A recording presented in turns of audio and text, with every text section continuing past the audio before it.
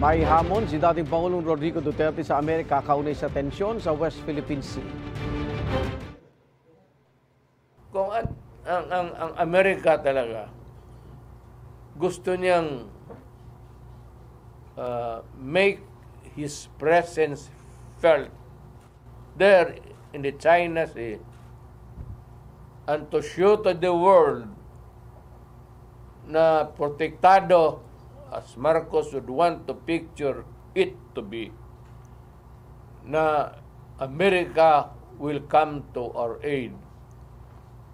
Why do it during a war? Anak ka ng pumunta na sila doon to avoid the war.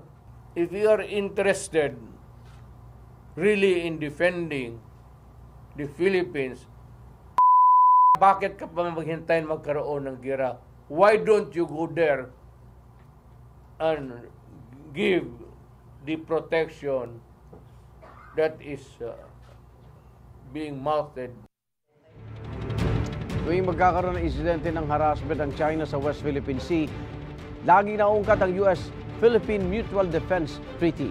Sakop niya ng anumang armed attack sa anumang sasakyan ng Pilipinas sa West Philippine Sea. Wala pang komento tungkol dyan si Pangulong Bongbong Marcos na ngayon nasa Washington, D.C. para sa trilateral meeting ng Pilipinas, Japan at Amerika. Sa mga nakarang insidente, sinabi ni Pangulong Marcos at iba pang opisyal na hindi pa kailangang gamitin ang MDT. Una na rin sinabi ni U.S. Ambassador to the Philippines, Mary Kay Carlson, sa panayam ng GMA Integrated News na hindi basta-basta ikinakasa ang Mutual Defense Treaty. Igan, mauna ka sa mga balita. Mag-subscribe sa GMA Integrated News sa YouTube. Sa mga kapuso abroad, subaybayan nyo kami sa GMA Pinoy TV at sa www.gmanews.tv.